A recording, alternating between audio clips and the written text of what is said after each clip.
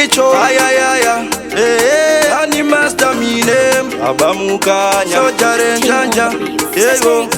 ariko vakapinda ndokutadza kubuda vamwe vakashaya simba vachida kupusha vamwe vakatona ndokushaya nomutsa vamwe vakaguma vasina kumbosvika gore ndikaripinda inini ndinoripura lebho ndichiseta ini hombe ndichivhura ndichibata panonaka vavengi vachadura 2024 ndauya ndiine mashura gore ndikaripinda inini ndinoripura lebho ndichiseta ini hombe ndichivhura ndichibata panonaka vavengi vachadura 2024 ndauya ndiine mashura ndingagotadza nei ini ndiine patani zvinhu zvangu ndichizvichinja kuita unge fashoni zvidavado jawi bagidhi negaloni zviri kuflowa zvekufizura satani handimbonete ndoramba ndichishinga handinyarare ndinoramba ndichiimba nzira irefu kumberi ndakaringa ndichazomira inini kana ndasvika gore ndikaripinda inini ndinoripura lebho ndichiseta ini hombe ndichivhura ndichibata panonaka vavengi vachadura 2024 ndauya ndiine mashura gore ndikaripinda inini ndinoripura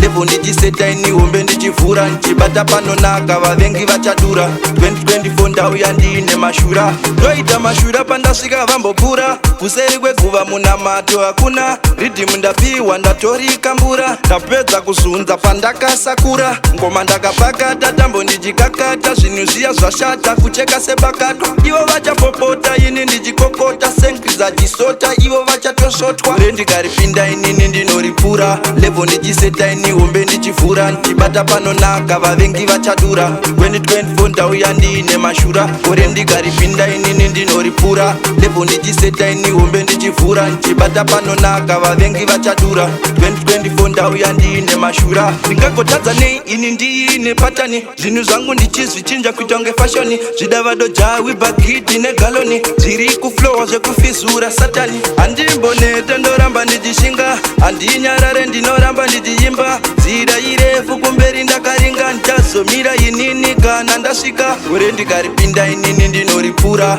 lebho ndichiseta ini hombe ndichivhura ndichibata panonaka vavengi vachadura 2024 ndauya ndiine mashura gore ndikaripinda inini ndinoripura lebho ndichiseta ini hombe ndichivhura ndichibata panonaka vavengi vachadura 2024 ndauya ndiine mashura